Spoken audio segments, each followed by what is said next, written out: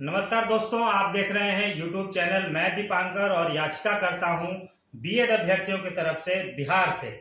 हमारे साथ मौजूद हैं हमारे वकील और एडवोकेट ऑन रिकॉर्ड, जिन्होंने हमारे केस की फाइलिंग की है। साथ साथ हम लोग लड़ रहे हैं। वर्धमान कौशिक सर, स्वागत है आपका इस चैनल पे।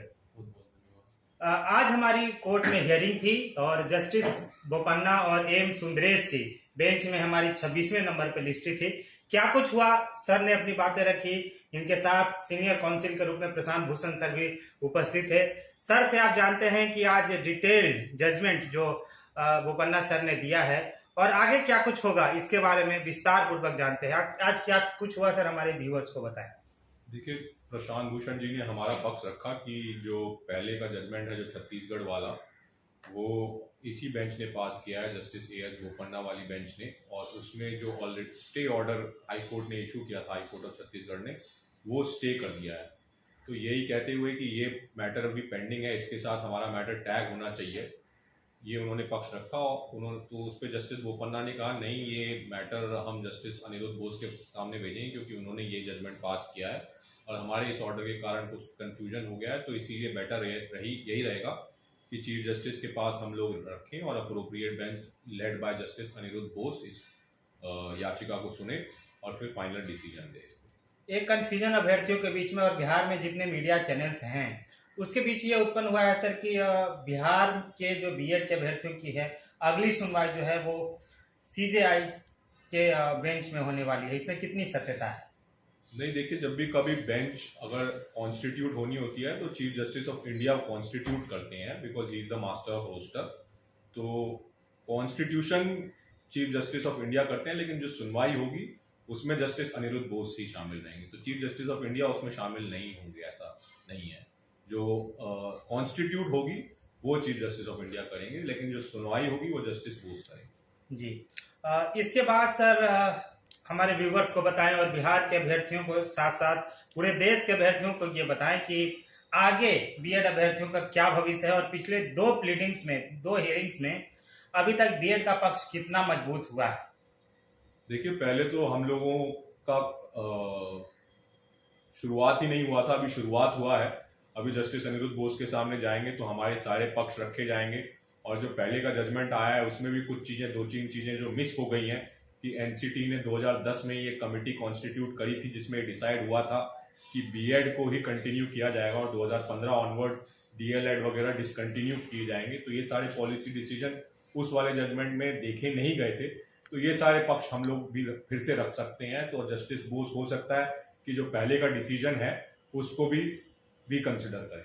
तो इसका मतलब है कि अभ्यर्थियों को भी निराश नहीं होना चाहिए। जस्टिस अनिरुद्ध बोस जिन्होंने बीएड को 1 to 5 से बाहर किया था, हो सकता है कि कुछ जजमेंट जो इस केस में कंसीडर नहीं किए गए थे उसको लगा करके पेश किया जाए तो एक नया कुछ इतिहास रचा जा सकता है। बिल्कुल बिल्कुल, हमें निराश होने की जरूरत नहीं है। अगर हम ये सारी नई चीजें जो हमारे पास आया है, नया मटेरियल आया है, उसको अगर रखेंगे तो हो सकता है जस्टिस अनिरुद्ध बोस कन्विंस हो और अपने पहले के जजमेंट को भी ओवर रूल करें।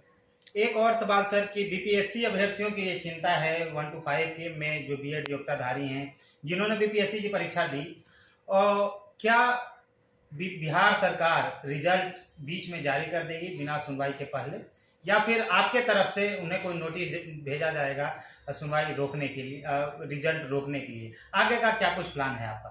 देखिए, कम्युनिकेशन हम एक इशू कर देंगे कि रिजल्ट ना दिया जाए जब तक इस केस की सुनवाई ना हो। अगर वो लोग रिजल्ट दे देते हैं तो हम तुरंत एप्लीकेशन मूव करके उस पर स्टे ले लेंगे। अगर रिजल्ट दे देते हैं और हमारे फायदे में देते हैं तो हम उस पर स्टे नहीं लेंगे, तो जो करना है उनको करेंगे। तो इसी हिसाब से हम लोग प्रिपेयर्ड हैं, we are ever ready, our guns are ready to fire. जैसा भी रहेगा, जैसा भी सिचुएशन मोल्ड रहेगा उस हिसाब से मोल्ड करके हम लोग आगे बढ़ेंगे। तो आपने सुना कि अभी बीएड के अभ्यर्थियों को निराश नहीं होना है, अभी लंबी लड़ाई है और तुरंत हम लोग यदि बीपीएससी अभी रिजल्ट होल्ड नहीं करेगी, इधर से सर एक कम्युनिकेशन भी करेंगे और यदि इस बीच रिजल्ट बीपीएससी जारी करती है विदाउट टेकिंग बीएड कैंडिडेट्स तो इसके ऊपर तुरंत हम लोग कोर्ट में ये करेंगे। एक सवाल मिक्कू जी का है जो सर, एक सवाल ये है कि राजस्थान का जो जजमेंट आया था, राजस्थान बनाम जो भी आया था, उसको लेकर के और बिहार सरकार के संदर्भ में, दोनों सर अलग अलग चीजें हैं। इसको आप किस परिदृश्य से देख सकते हैं? और इनका जजमेंट दोनों का कुछ असमानता होनी चाहिए।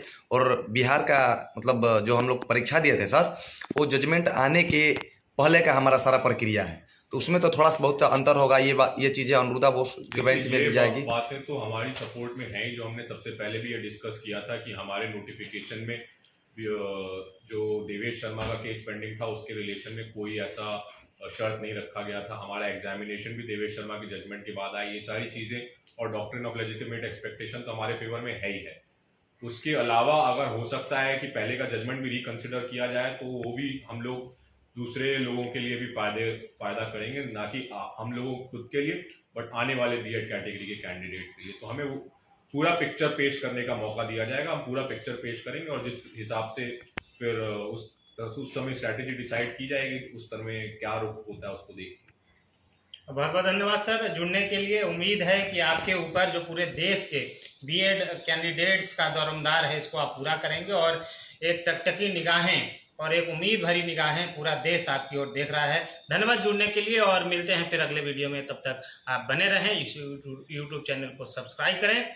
धन्यवाद, आभार, जय हिंद।